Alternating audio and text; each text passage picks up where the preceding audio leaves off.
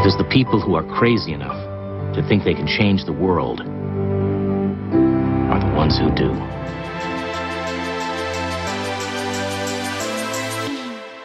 Welcome to Successful Dropout. This podcast is for the outliers, the innovators, the rebels, those that dare to dream and act on their dreams. I'm your host, Kylan Ginger. Join me as we find out what it takes to drop out, grind, and succeed as an entrepreneur. Hey, if you missed last week's episode, go and check it out now. We had Brett Fox on the show. Absolutely insane, crazy stories. Go to successfuldropout.com/episode 7. What's up, Successful Dropouts? Get stoked because today on the show we have Michael Fisk. Michael is the founder and CEO of Photobox, an event-based photo activation company that released one of the first Instagram printers in the world.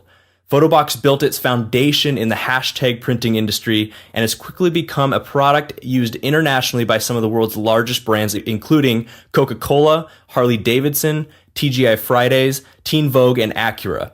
This new startup has inspired thousands of fans to engage with their favorite brands on social media. This guy's a rock star of a successful dropout, a serial entrepreneur with a passion for business and for his wife and 3 daughters. So Michael, that's the intro I have for you, man, but tell us a little bit more about yourself and what you do. Right on. Thanks, Kylan. I appreciate it, man. Thanks for having me on the show. I'm looking forward to it. So a little bit about myself. I think I'm a pretty normal guy. Very passionate about business and just entrepreneurship. Always have been, ever since I was really a little kid. Like I said in the intro, I'm married, got a wife, got 3 kids, grew up in Yakima, Washington, living in Spokane, Washington now for the past 4 years, and basically have been doing business since I was little, all the way through my teens, and now I'm 30 years old, and I've got a company we're growing and hitting goals, and yeah, so it's been fun.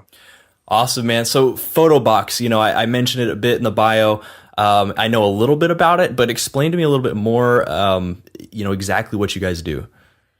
Yeah, for sure. So Photobox is basically, we print live social media posts at events, So if we've basically created a device that monitors social media, specifically hashtags on social media, and if let's say we put in, hashtag Kylan.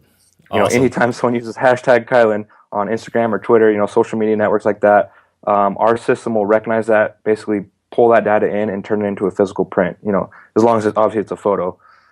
So what that does is, it's kind of at first it was kind of a new take on the photo booth concept, just going, hey, we can, have a system that, can basically do what a photo booth does, but instead of having a single camera, that you get in a booth and it takes your picture, we can actually use the camera that we all carry around in our hands already on our phones. Right. And so realized that, hey, let's basically build a better photo booth. Well, in the last few years, we've realized that it's a lot more powerful than just a photo booth, because what it's doing is it's inspiring people to engage on social media with hashtags. And, if you know anything about hashtags nowadays, it's really a marketing tool for a lot of brands and these companies out there in the world, and they're looking for people to use their hashtag at events and get people to engage them on social media. And so we're basically giving people an incentive to use their hashtag, saying, hey, take a photo. You're already taking photos with your phone. You might as well post it to Instagram, Twitter, use our hashtag, and you're going to get a physical print of it for free. And so when that hashtag gets used, basically they're telling all their followers on social media, hey, I'm using this hashtag, I'm at this event. And so it's basically creating some marketing there. And so let's say, to find out how this works exactly, let's say I'm at a party, and so I would be able to, snap a picture of my friends and I at this party and go, we'll just say hashtag party. And it would print out in this photo box and, over on the wall or something. Yeah, exactly. Yeah, our device would be set up there. And once it's turned on, it's, pretty plug and play. You turn it on, basically type in whatever hashtag you want it to watch, and anytime someone at that event, actually in the world, uses that specific hashtag, it'll then within 30 seconds print out a physical Oh, copy. so somebody could be on the other side of the world and do hashtag party and Yeah, it would print exactly. out. So that's why we wouldn't typically run hashtag party, but we would run a specific, Very specific, yeah. campaign hashtag that a brand is using, or event hashtag. For example, we were at Hoop Fest, which is the largest 3-on-3 basketball tournament in the world, and we ran hashtag Hoop Fest 2016. So it's specific to that event, Right. but it just goes crazy. I mean, it was the number one trending hashtag on Instagram and Twitter in the world, over the weekend. So, are you kidding me? So how does that work with printing? I mean, do you ever get just like an overload of prints coming in, or a queue or something? Or yeah, we get a lot at events like that, but we come prepared. Yeah. Awesome, man. Well, here at Successful Dropout, we help young people basically, if they feel called to drop out, grind and succeed as entrepreneurs. And so the first step there is that scary decision on whether or not one should drop out of college. So you're a dropout, you're a successful dropout. I'd love you to tell us the story of dropping out of school and the why behind that. Yeah, for sure. I think my story is unique in the sense that I actually didn't go to college, but I was enrolled in college. Me actually enrolling in college, and I remember going through like the initial stage of, I did some tests and stuff to make sure I kind of had to like pass these tests to even get into this college, and I did that. And honestly, the reason why I even got to that extent before I even decided not to go was because honestly, it was like peer pressure. Like I actually didn't like really want to go to college. I didn't feel like I needed to go. I felt like I've always been a self-starter and self-learner, and I just kind of do things on my own. Mm-hmm. But I felt that pressure of just I think our culture in America, and just even the school, in high school, is like all your friends are going to college, and for the most part, it's like, well, aren't you going to college? And if you weren't going to college, it almost like was like people looked down upon you. And so, naturally, I was young. I was, I think 18 or something, and decided, okay, I'm going to go to college. I was going to go to DeVry University down in Phoenix, and so I enrolled it as to get a degree in business. And I think that summer after I enrolled, I kind of had a common sense kind of slap me in the face, and I was like, gosh, what am I doing? And it was kind of a mixture of I was in a pretty serious relationship with a girl at the time who's now my wife, and it was kind of that, like, man, I kind of jumped into this because I felt like it's what you're supposed to do. Right. But then after really having some time, getting out of high school, and really thinking about it over that summer, and then thinking about my future and what I really wanted, and in a nutshell, I wanted to marry this girl that I was dating, and I wanted to have my own business.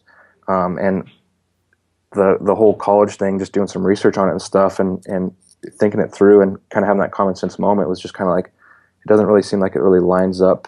I don't know if I really have to go spend thousands and thousands of dollars to do this.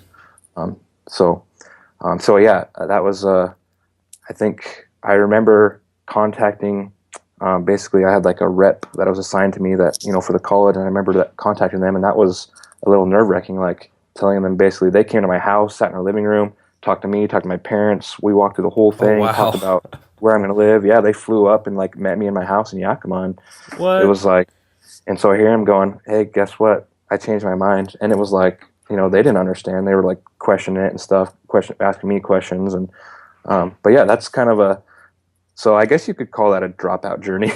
No, absolutely. Did you have any kind of business? I know you've started several businesses. Did you have anything going on at this time, or was it just school or making that decision?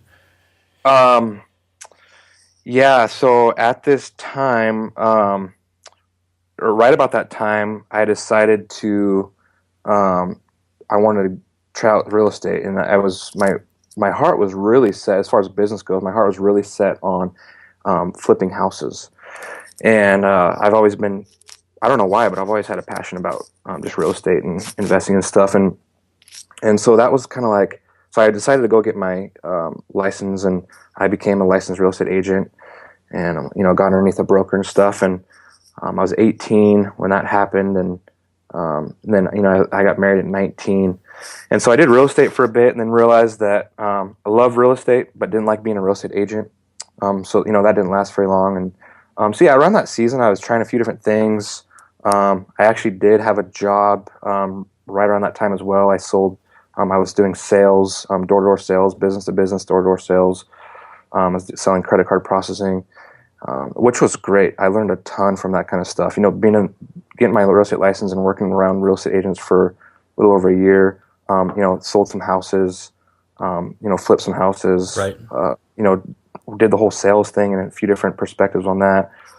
So I had some jobs and also some little businesses that I tried around that season that was really growing season for me for sure. Yeah, the door-to-door salesman, that's being able to sell something is a huge skill as an entrepreneur. Absolutely. Yep. And so you were kind of working that job and doing real estate, and at the same time trying to make this decision whether or not you were going to go to college. Yeah, exactly. Well, those things kind of happened probably right after the decision that I decided not to, because I was right out of high school, and it was just a couple months later that I went, I decided I'm not going to go to college. And then I started really just getting my feet wet, and I jumped into the business world, and just tried to do things, and that's, for me, that was huge.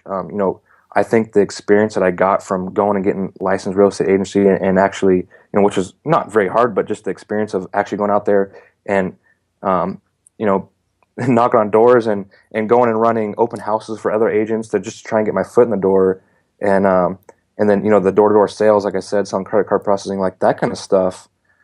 I was getting paid to do that. And I think I probably got more value out of that than if I would have went and got a certificate saying I was credentialed and, a business degree. Mm-hmm. So you started doing that. Again, I'm just trying to understand the timeline. You started doing that directly after you dropped out pretty much, or decided not to go?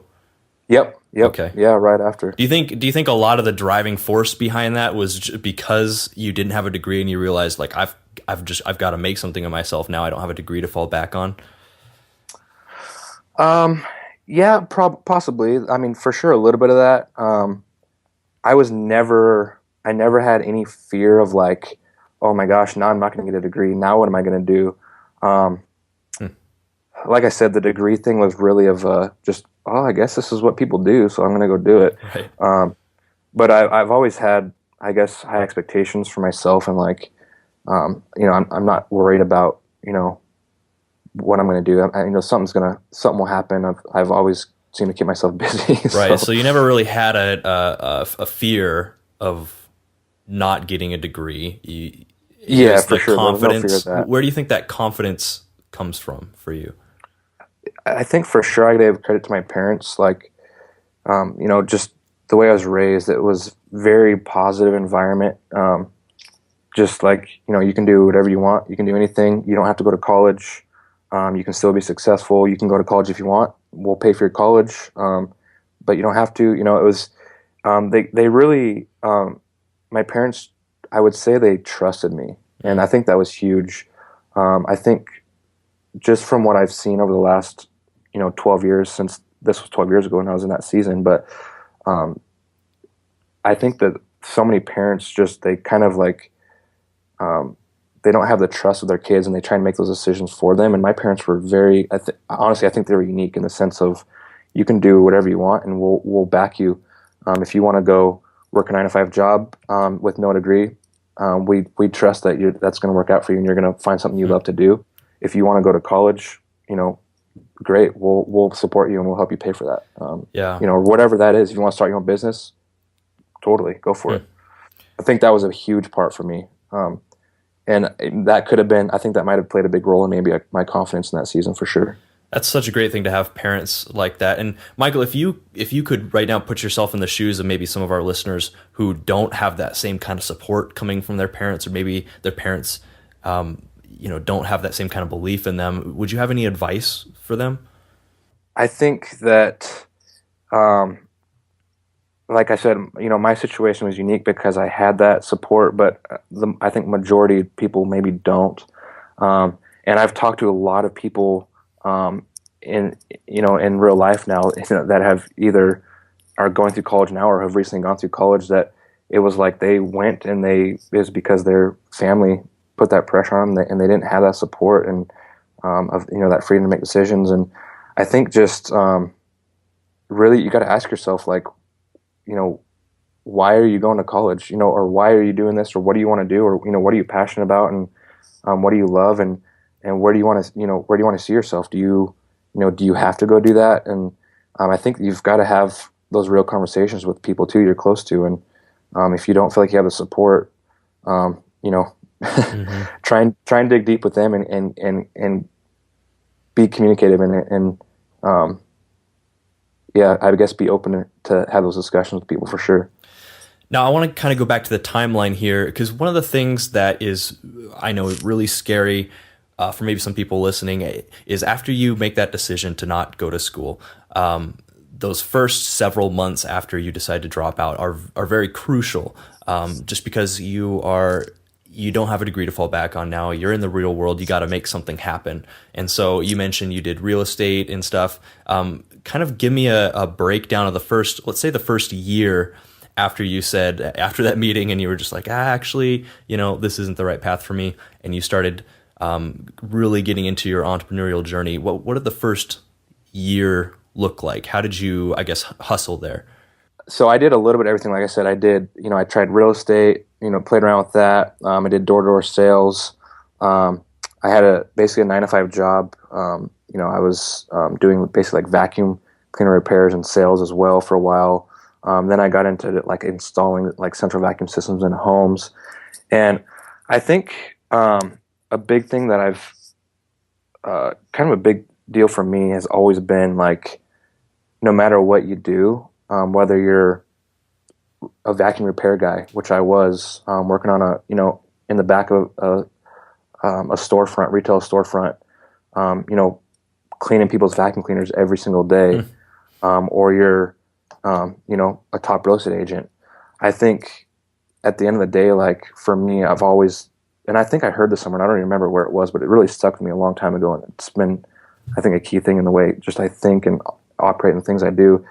But no matter what your position is, no matter what you're doing, your job, do it to your best of your abilities. Like, be the best at it. And like I said, I was doing a vacuum repair cleaning, and I always made sure that every single vacuum I cleaned, that thing left the shop, and people were just impressed with how clean their vacuum cleaner was and how well it worked and it was done. I didn't want to be, a poor vacuum cleaner, one of the lowest positions, a poor, vacuum cleaner repair person.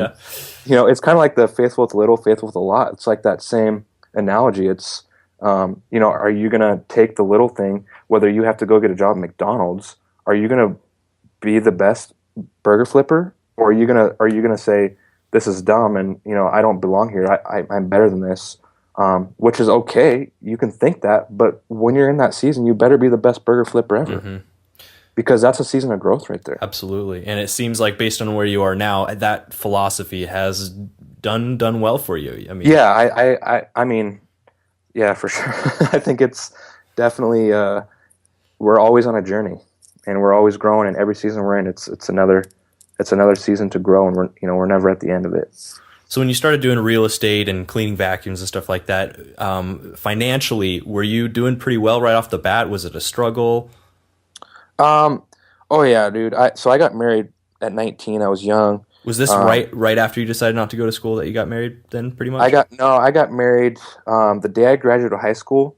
Exactly a year later to the day was the day I got married. Oh, wow. So 6 months after I graduated high school, I proposed. 6 months later, I was married. So I was 19. And yeah, I mean, you get married young, that young, right out of high school. That's motivating. College degree or not, you're going to have some financial setbacks, and you're so new to just the market, and just the workplace, no matter what. And so, yeah, I remember some tough times.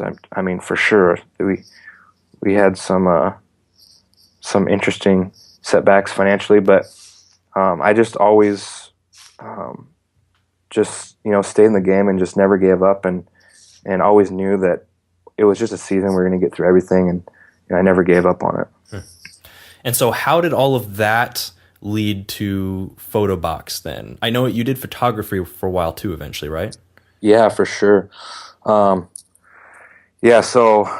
it was a couple years after I got married that I really was just kind of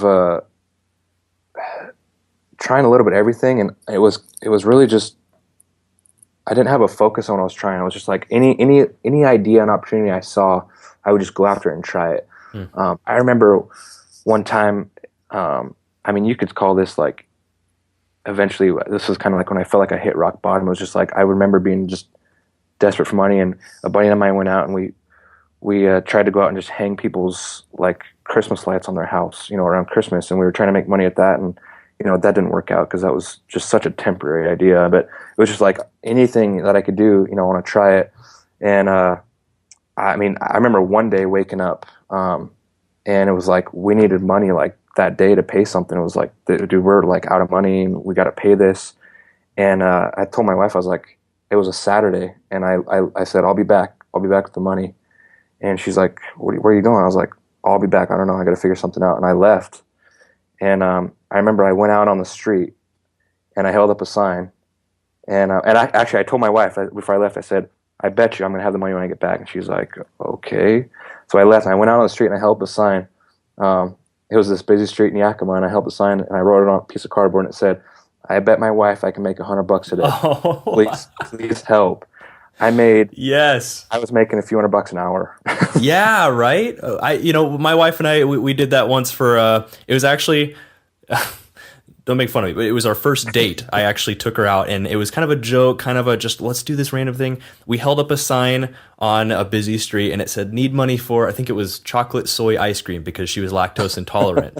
And dude, we made like an average of $15 an hour. I remember calculating. I was like, these guys make good money. Like, that was more money than I was making, at what I was doing that time. So yeah, it was, I think ours came out to, I ended up taking a buddy with me, and we had, I think it was like $400 at the end of the day, but it came out to about $160 an hour is what it came out to. And I was like, oh my gosh. Like, I went home and obviously had the money we needed that day, and my wife couldn't believe it. But it was just like, I definitely got creative when we had to come up with money. And, that was, obviously that's not a career path. I'm not going to go stand on the street, but it was just a quick little season where it was like, we got to do something. We got to do whatever it takes right now until we can, until we can actually land on a career, then something that I can actually focus on. And I was young. I was trying to figure out what that was. I didn't know at the time. So how old were you when you did figure that out, and what was that? Okay. So like I said, I tried a lot of different things, through my teens and up through, I was about 20 or 21, probably about 21. And I decided to, I kind of hit rock bottom. Like I said, I was trying all these different things. And it finally hit me that I need to just pick something that I actually like to do, that I love to do, that I'm passionate about. Quit trying to come up with these stupid just business ideas, and actually just find something I love to do and just see what happens. It was, everything I was doing was just, just an idea. It wasn't something I was passionate about. I wasn't passionate about cleaning vacuum cleaners. I wasn't passionate about hanging out on the side of the road with the sign. Right. I wasn't passionate about, any of that stuff. And so I decided, I've always loved taking pictures.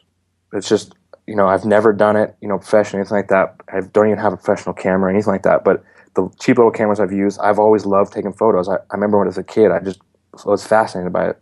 I bought a camera, or my mom bought me a camera when I was really young, and it just had a huge impact on me when I was a kid. And so I remember telling my wife, it was pretty late at night one night, and I said, you know what, I'm gonna get a camera, and I'm gonna start taking pictures of people, because I love to do it, and that's how we're gonna make a living. I'm gonna do this. I'm gonna start a business, and I'm gonna do it.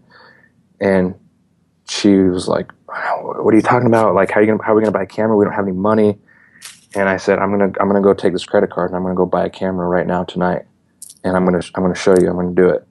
And I remember she just started crying, and Hmm. we sat in our living room that night, and I just wrapped her up and held her, and I promised her right there. I said, I promise you this is going to work. Just trust me.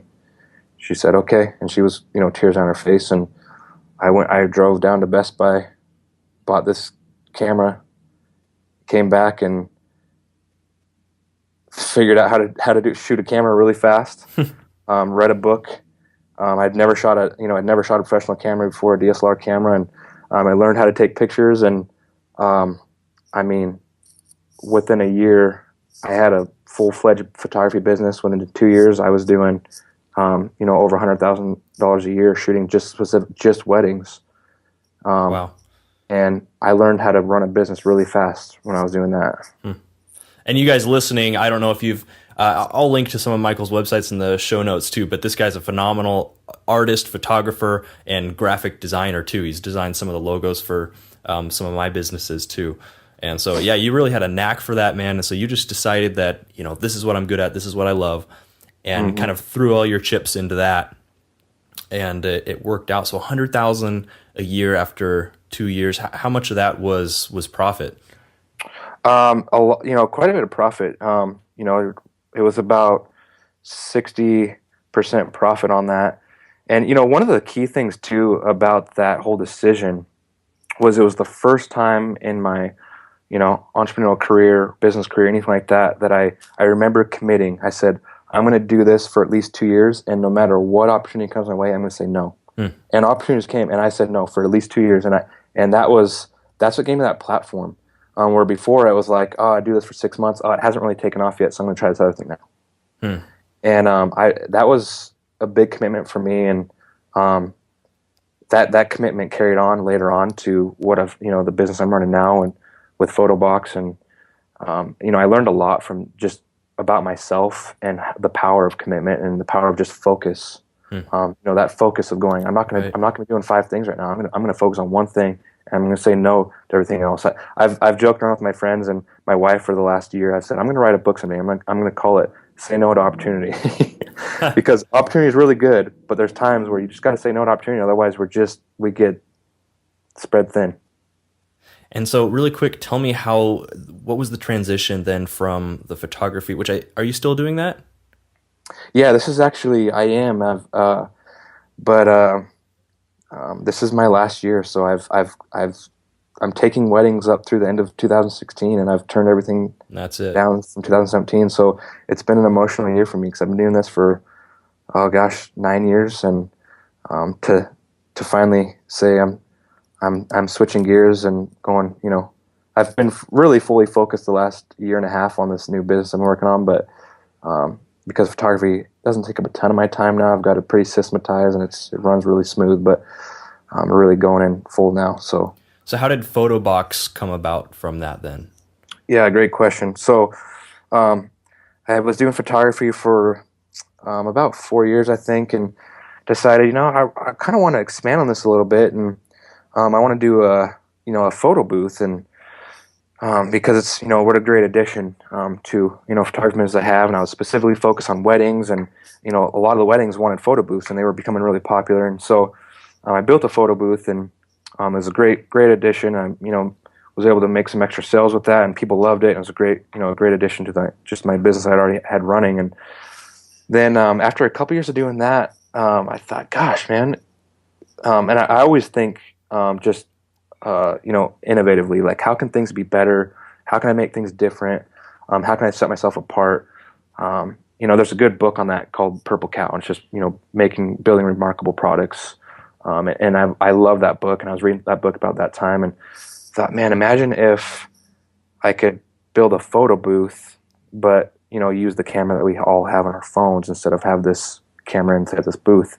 Then all the guests at these weddings could all be using their phones, which they're already taking pictures with, and be getting prints just like a photo booth, but from their phones. And, it took me a while to figure out how the heck to do that. And, long story short, I did figure it out, and, fast forward, and now we've got, I think 17 or 18 employees on our team. And,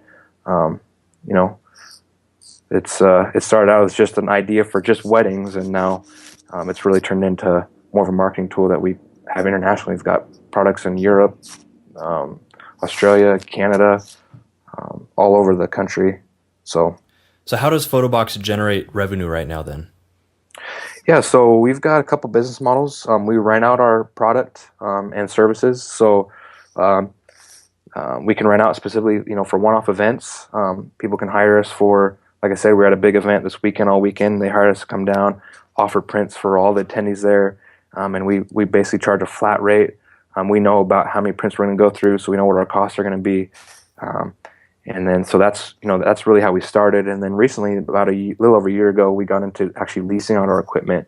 And so a lot of companies now have photo boxes that they just take with them on tours for like campaigns, whether it's a year-long thing or they've got them installed in restaurants. Like we're in some of the TGI Fridays around the country.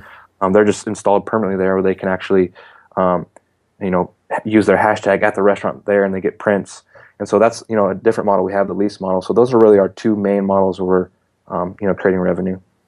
And can you share any of those numbers with us? Like what's the revenue? Yeah. Good timing, actually. We just had our quarterly financial review yesterday. So sweet. Yeah, so we're on track to do 800,000 this year in sales. And then our goal is 1 million, which we're pretty sure we can hit that. We've got some good strategies. But we're actually, I think, just over on track of hitting 800,000 for the year. So incredible. And that's taken how many years now to build up to? So the idea started in 2012, but it was literally me tinkering with it. And we didn't actually start a company and start selling it until almost halfway through 2014. Okay, so like two years basically to reach that. That is awesome. So that's pretty fast growing then. Yeah, we've had some really good growth over the last 2 years. It's been fun to see it happen. Do you have a lot of competitors? Yeah, we do. It's not like saturated, but there's definitely competitors, and the competitors that are out there, are pretty big. And it's not even, we don't even compete so much with just like the printing of photos. It's really just, we're more competing with companies that are offering like activation services for events, beginning people to engage with these brands at events, at their booths, or, at the event itself. So that's really our competition. Everything from, you go to like a professional, sports game, whether it's like the Mariners, for example, and you can use a hashtag and their pictures show up on the screen. That's one of our competitors. They're not printing, but it's doing the same concept. It's inspiring people to use a hashtag and to get something out of it. I see. So switching gears a bit now, you told us a little bit about your roller coaster of an entrepreneurial journey. But I'd love you, if you can, to share a specific story about what you would consider to be your worst entrepreneurial moment. I think probably the worst, and I kind of already touched on it, but is really what I talked about earlier. It's really just when I hit that, I felt like I hit rock bottom, and I guess you can kind of say it's kind of the worst and almost the best at the same time, because it was really when I hit rock bottom and I saw some opportunity, and it was when I was just trying everything. Like I said, I went out on the street, for crying out loud. Twice to hang up a sign that says please help, I'm trying to basically make money, and to the trying to hang Christmas lights and on people's houses, and with no structure, no plan, no vision. I'm just scratching, trying to make some money right now. That was really I think probably the worst time in my entrepreneurial career. It was like, oh my gosh, like is this going to work? And right. And the next question I always ask is that light bulb moment when something just clicked, and when you were like, I get it now. And you might have already touched on that too, which is when you decided, I just need to pick one thing I'm passionate about and focus on. Is that correct? Yeah, that's one of them. I think I've got several aha moments. I mean, another big aha moment which hit me about 3 years ago, I think, was like just working with people. So throughout my basically entrepreneurial journey up until a few years ago, I was really pretty much on my own for most of my stuff. And especially in my photography business, I was one-man show. But it really hit me a few years ago, and I realized, like, man, if I really want to, be a part of something, or, a company or a business, bigger than me, which my photography business never was.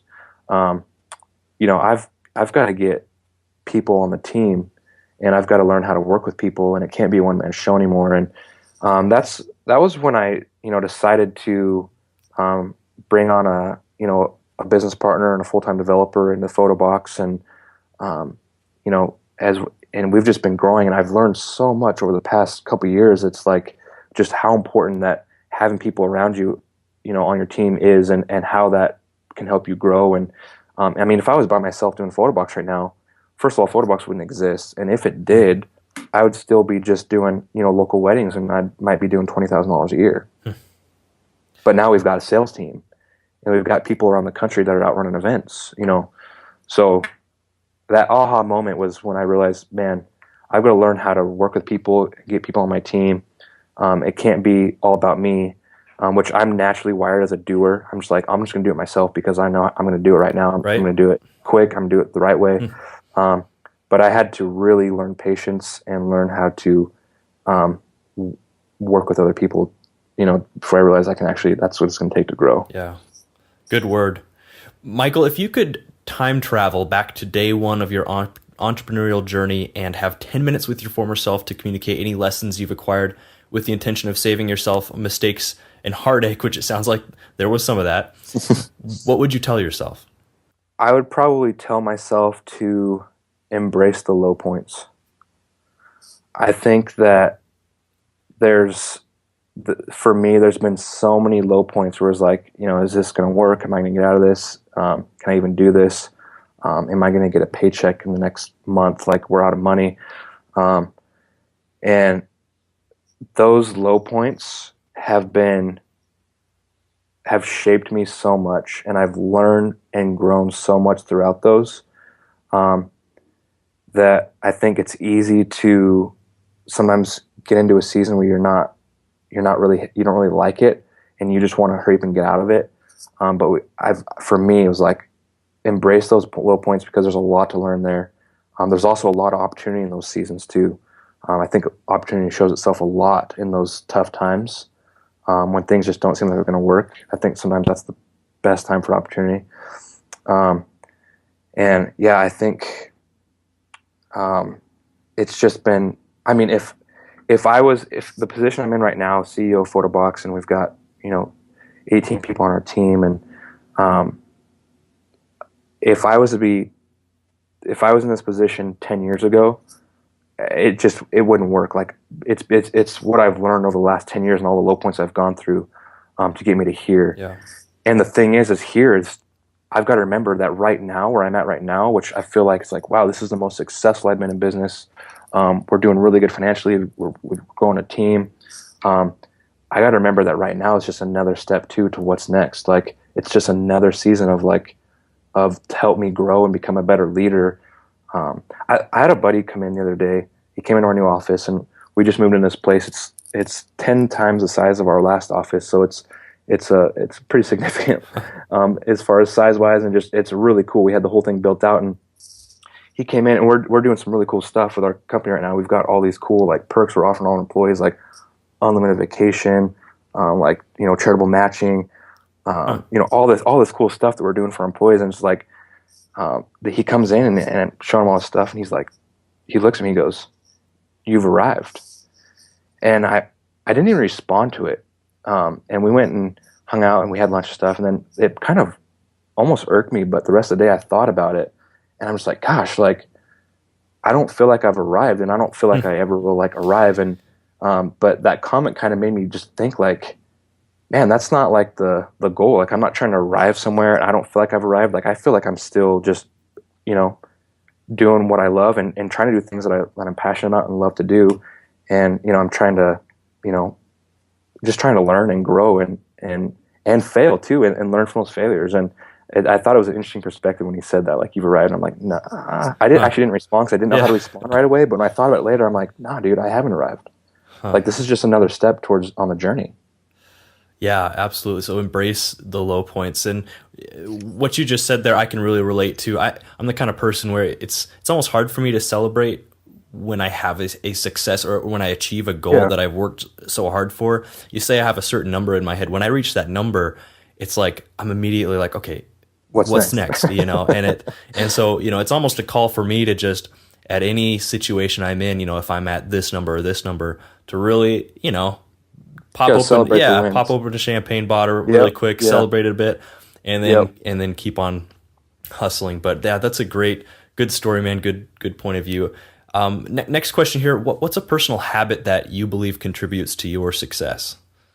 I really like to read. I'm constantly just reading leadership books. And a lot of times I'll dig in specifically to books or podcasts that are specific to maybe something I'm going through, like a season where I'm like, gosh, like for example, our team's growing and we moved to this new office, and it's like, it hit me a few weeks ago, and I thought, gosh, I gotta become more educated on just culture and just how to create a culture that is just creates inspiration for people, and you know, a place where people want to work and they're passionate about it. And so I went, you know, snagged a book that's specifically on about creating culture in your company, in your organization. And so I think I'm constantly just grabbing books that I'm like, I need to get better at this area, and I'm, you know, getting those books. And same thing with podcasts. I really got into listening to podcasts about a year ago, and man, there's so much good information and knowledge out there in the podcasts and the books. It's just like, it's endless. Like for me, I look back, I'm like, wow, man, I'm really glad I didn't go to college. And I'll even talk to people that are going through college now or recently gone to college, and it's like, dude, like there's more knowledge on freaking YouTube that's relevant to what's going on in the workplace and the market today. And, you know, for skills and stuff, it's and in books and podcasts, then you can get and going and paying, you know, $100,000 for. It's crazy. Yeah, absolutely. And I've talked about this before. What you're taught in college, unless you're going into a specific career, like say maybe a lawyer or a doctor, a lot of the stuff you're taught in college, it's stuff that you will never use. And right, that's the classic line I always used in high school when I was having to study like geometry or something. It's like, I'm never going to use this. And they're always like, well, you always use math and stuff. But especially when you get to college and you're going to be going into some sort of career, especially if you're going to be starting a business, a lot of that stuff you'll learn, you'll never use. And speaking specifically of YouTube and the kind of resources where you can learn about anything, anywhere, anytime today is just huge because it is so efficient. When I want to know how to do something, I can Google or YouTube, which is the number 2 search engine out there, specifically how to do that thing and only learn that. And in that, I'm much more efficient with my time, with my energy, my resources, and I get the ball further down the field. So that's a great point. And Michael, you're not the first entrepreneur that's come on here and said, you know, reading is one of the personal habits that you believe contributes to your success. I mean, the wealthiest, most successful people are continual learners, and so never stop learning. I remember hearing once, and I've always loved to read, but I remember hearing that leaders are readers, and that's kind of stuck to me. And it if I ever go through like a point where I'm like, man, I haven't read in like a month or two, I'm like, it reminds me like I got to get back in, because when I read and, you know, get that knowledge, it's like, man, it inspires ideas and growth and just leadership in myself. Are you more of a physical book guy, or do you do Audible? I do a mixture of both. It's funny, we just had a conversation about this with one of my coworkers yesterday, and he strictly reads physical books, and I do a mixture of both. A lot of times I'll go through books quick on Audible because I can get a lot of reading done when I'm driving or mowing the yard or whatever. I can get through so much stuff. I can take in so much. But if I fall in love with a book and I'm like, there's 100 nuggets in this book, I go buy the physical copy and I read through the physical, because I can go through and I can mark everything, and then I've got it for reference, you know. And so it's a mixture of both. I love the flexibility of Audible, but you just can't pass up a paper book too sometimes. So staying on that train of thought, what is a business book that you would recommend to us, and why? I think a good foundational book for just business and life would probably start with Why. Yep. That's a great one. I remember you recommended that to me a while ago, and that. Did I? Yeah. It's maybe 2 years ago now. I read it. Did you read it? Yeah, phenomenal. Yeah. Absolutely phenomenal. Yeah, I love it. What's a quality that you have, like an attribute, maybe a part of your personality that you would consider essential to being an entrepreneur? I love challenges. I feel like the bigger the challenge, the more motivated I am. And I love innovation. I love looking at something that maybe already exists and going, how can this be better? How can we make it more efficient? Mm. How can we, systematize this thing? It's just, I think those two things, are probably good qualities that I may have for being an entrepreneur. What's an internet resource like Evernote that you would recommend to us? Oh man, if you work with people, whether it's one person or 100 people, Slack is incredible. Slack has been a game changer for our company. It allows us to stay in the loop with our whole team, whether we're long distance or not. Yeah, I'm in love with Slack, so check it out. So it's like a inner organization communication. Yeah, internal communications. Yep, for I your see. team. It's just incredible. If you're not familiar with it, you got to look at it. Especially if you work with a team, it's a game changer. Awesome. So what's next for you? What's your next big goal? We were talking about, once you reach that certain number or benchmark, you reach for the next thing. What is that? Yeah, we've got some big things on the horizon for our company. Right now, we're really focused on specifically offering this niche product that print social media posts live at events.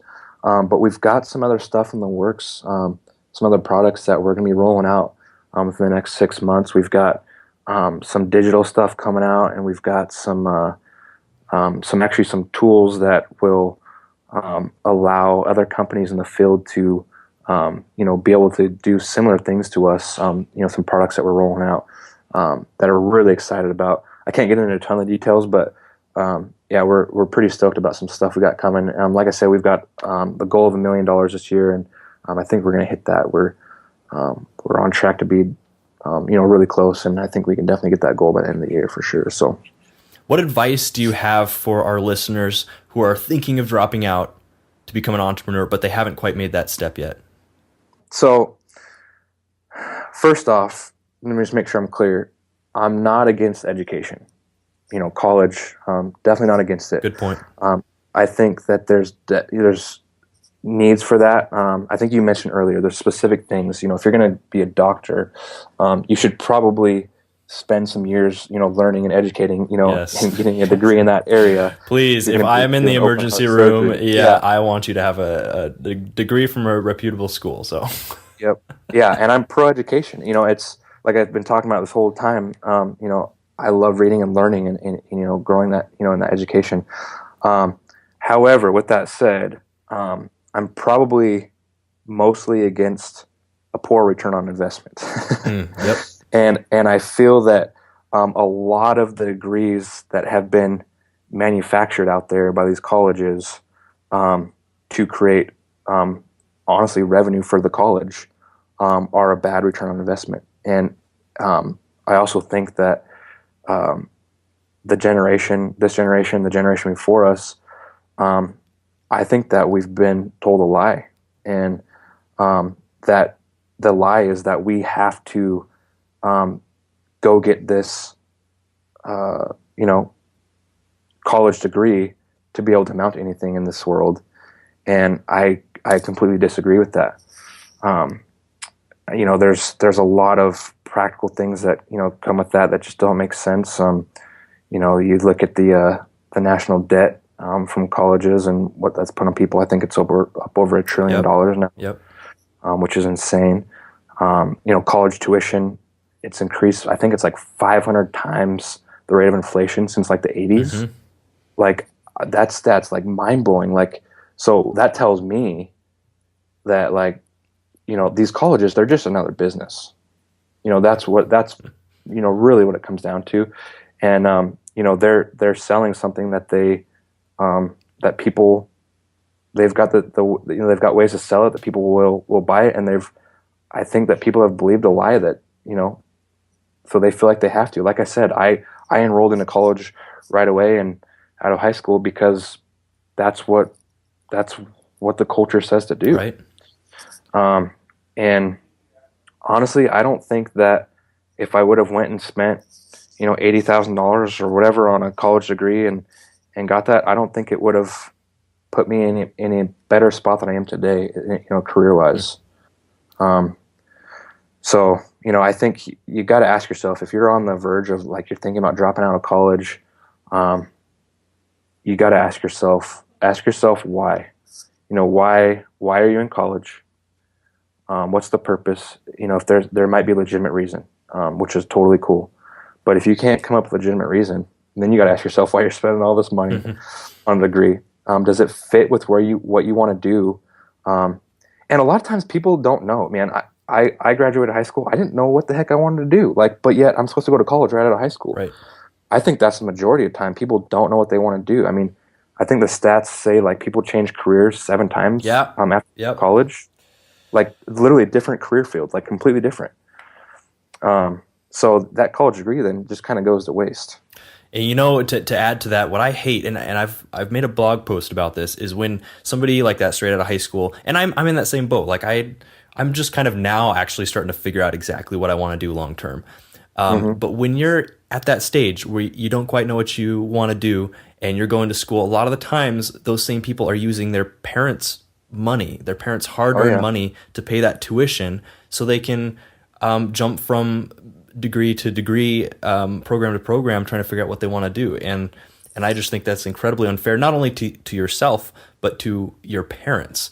I feel like you have an obligation to almost drop out at that point. And I want to be clear, dropping out doesn't mean that you have to leave for good. A lot of schools will honor credits for an extended period of time, and you can always go back. But to at least stop for a second, maybe go do, some traveling, go be like Michael and clean vacuums and do some real estate for a while till you figure out what that is. And then if it's to go back and earn a degree, then so be it. If you want a solid 9 to 5, but if it's to start your own business, then your best bet is to drop out. So good point, man. Last question here. What advice do you have for any of our listeners who have already dropped out and they are already on that entrepreneurial journey? Parting piece of advice. Yeah, I mean, you probably got hit with common sense, so you dropped out.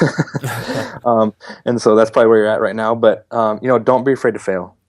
Like I've said throughout this thing, like those low points, those fail. When you fail, that means that you're trying, you're stretching. And I think sometimes people are too afraid to fail, and so they won't try. I can't remember where I heard this a few weeks ago, but I think I read it in a book or a podcast or something, but it was talking about this guy, and he was saying that, when he grew up, he was raised by his parents, and every night around the dinner table, his dad wouldn't go around and ask the kids, like, what'd you guys do today? His dad would literally go around and ask, what did you fail at today? Ooh. And oh my gosh, dude, that hit me so hard. And I went home and I told my wife, I was like, I'm going to start asking our girls this, because that is such a good question. Because basically what it's doing is it's saying, if you can't say you failed at something that day, then that means you're probably settling with status quo, and you're just playing it safe, and you're not willing to go out and try something and risk something new. Right. And I love that, and I think that that's important. Don't be afraid to fail, and those failures are what helps you grow as a leader and learn and gain knowledge. And I want to ask this question here because I think it might drive that point you just made home. Is the level you're at now, Michael, you're a successful startup, 800,000 plus, on track to do $1 million. Are you still failing? Oh yeah, we fail. I tell my team this too. Like, we can't be afraid to take risks. Like, we cannot get comfortable and just go, we're just comfortable with where we're at. I just had this conversation yesterday in our financial review meeting. Like, okay, so we're doing good financially. So what are we doing next? We're taking a risk on next, and we're dropping a ton of money on this new thing we're working on. And I said, that's okay. We gotta go after it, because we can't be afraid to fail. Yeah. We can't settle and just settle with the status quo. What's the best way that people can connect with you? You can find me on Instagram, Twitter, Facebook. Instagram and Twitter handles are Michael Fisk. You can Google me as well. And then our company is same thing. Handles are Photobox me. Our website's photobox.me. It's our company stuff. And that's with 2 X's.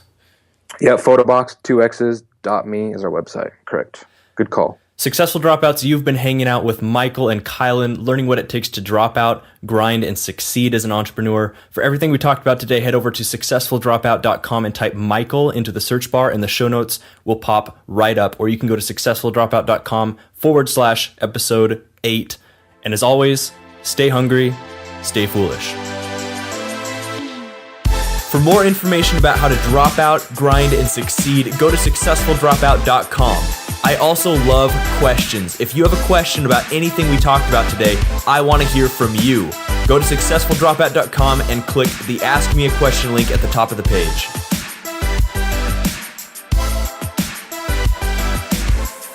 Hey, Successful Dropouts, it would really help me out a lot if you could take the time to go leave a positive rating and review on iTunes. It really helps the podcast rank and helps it get in front of more people that can then listen to it and gain value just like you have. Thanks in advance.